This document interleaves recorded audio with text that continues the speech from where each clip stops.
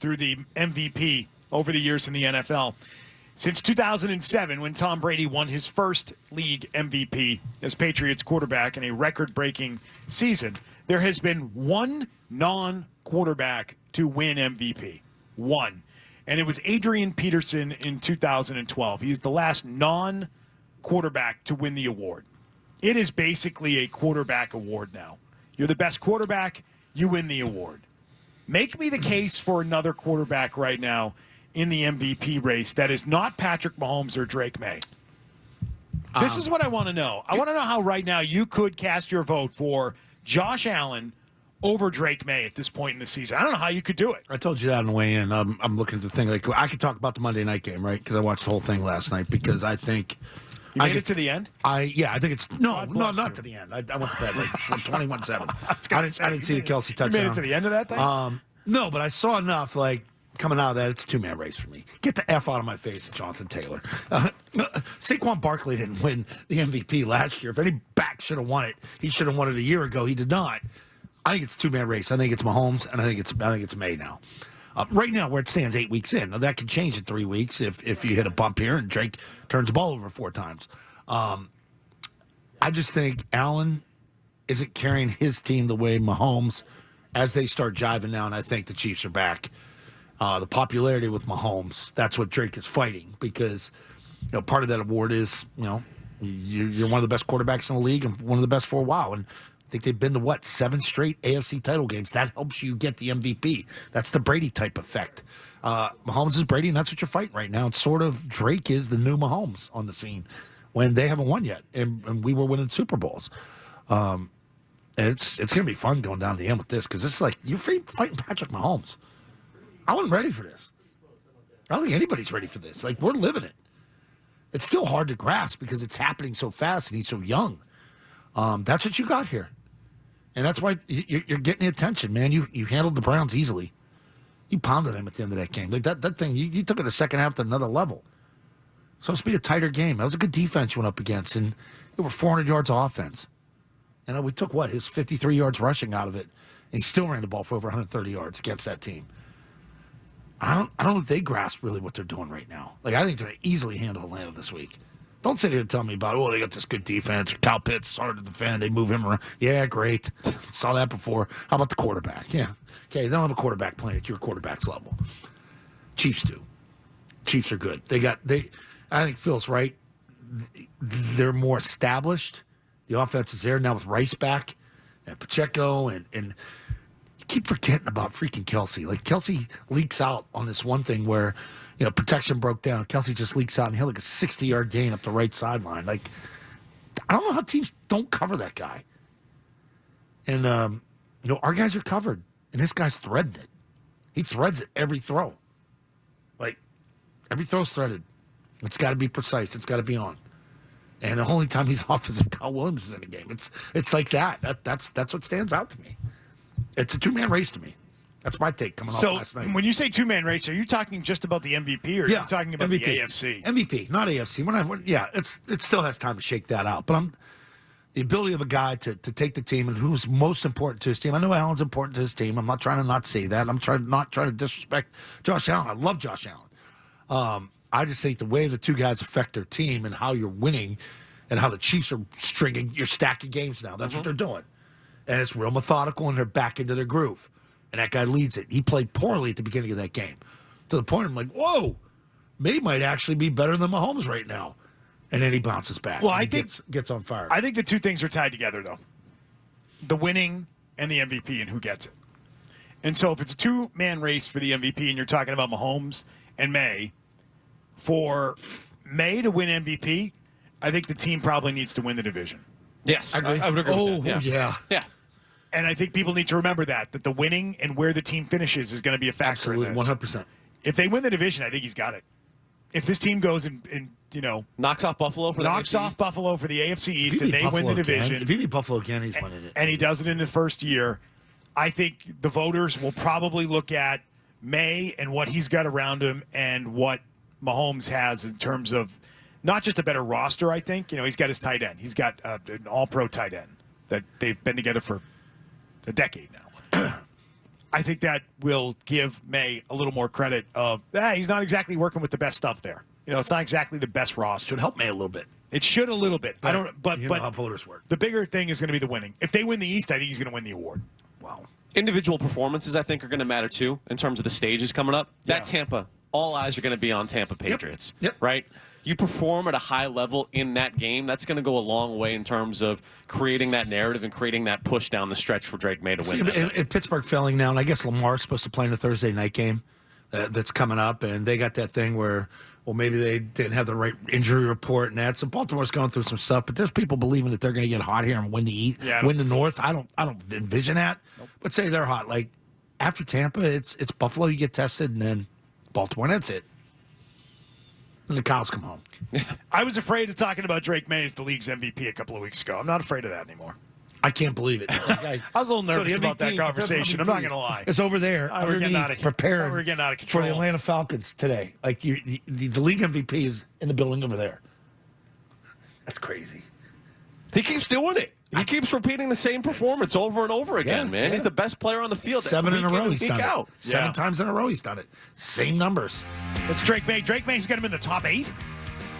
He's got Drake Maye in the top 8. I would just ask. What? I would ask Colin Cowherd what his criteria is, and maybe he had that in another part of the conversation. What's the criteria to get him top 8 right now? I don't. You know what I mean? What is he basing it on?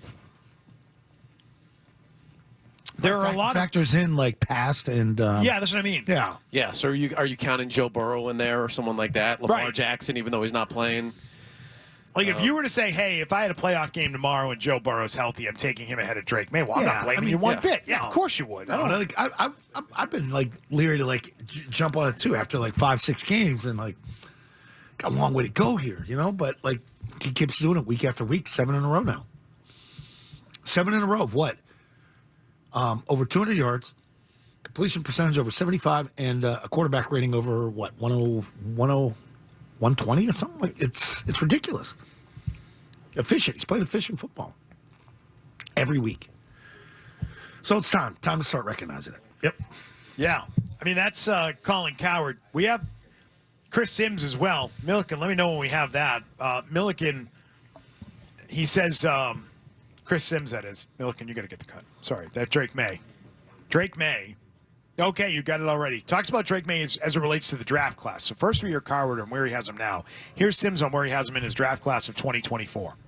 People are starting to warm up to the idea that Drake Maye may be the best quarterback from last year's class. I mean, I don't think it's crazy. I mean, his talent is worthy of that. Jaden Daniels and Caleb. Durability. Right.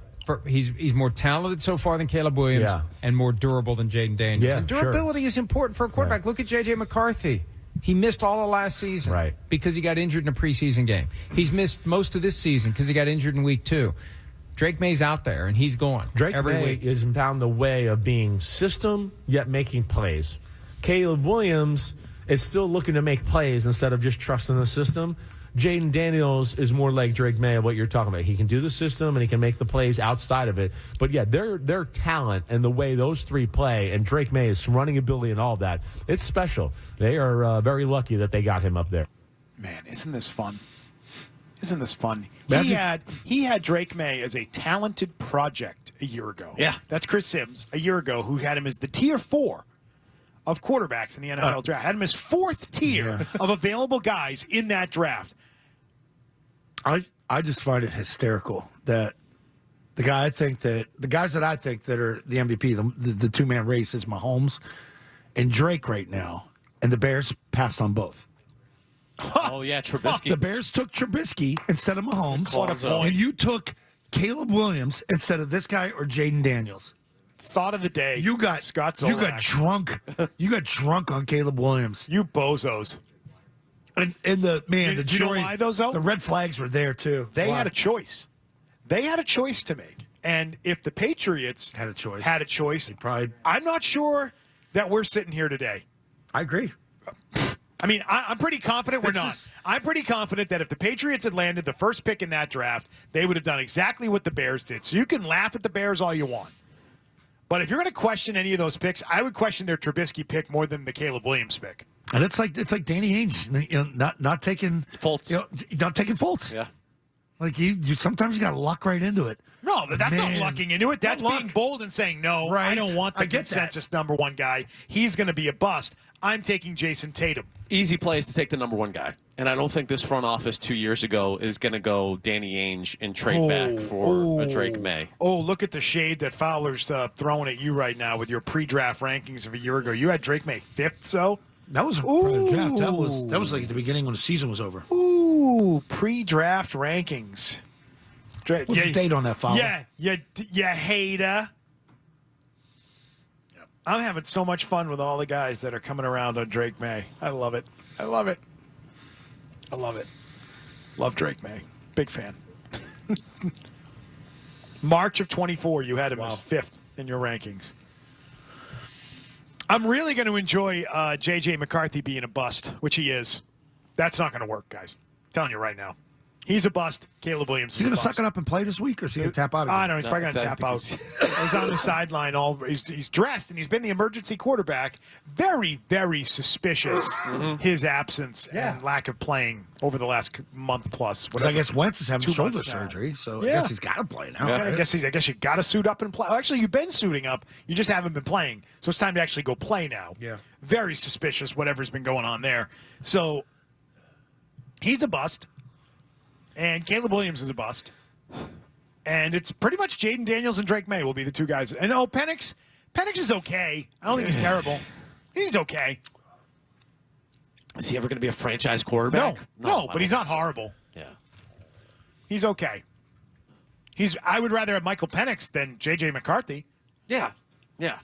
Would you rather have Penix than Caleb? That's an interesting debate because Caleb still has tons of upside, but I just think he's, as Chris Hard-headed. said, he's not going to trust the system, and he's just out there trying to make plays. And he, might be a guy that just never really buys into an offense, into staying within the offense, into just doing what you're asked to do. So we'll see. I don't think he's a good fit with his head coach. It hasn't been so far, that's for sure. I don't know. I don't think that one's going to work. I think it's down to Jaden Daniels and Drake Maye, and Jaden Daniels is not durable, as you heard them say in that clip. This is Drake Maye's day, his draft class, man. He's the best quarterback that was in that class. But I don't want to dump too much on other teams because I don't believe the Patriots would have taken him if they had either of the first 2 picks. I agree with that. I don't think they would have. But I think now the evaluation changes from that draft class to just overall quarterbacks in the league. But they'll tell you That's what they you're nailed talking it, though, that they were the ones that knew it and got it right while they were out there shopping the picks. Exactly. No. And having Just missed on the Polk evaluation, but we nailed the Drake Maye Yes. evaluation. That one we had right. Yes, Yeah. that was the one.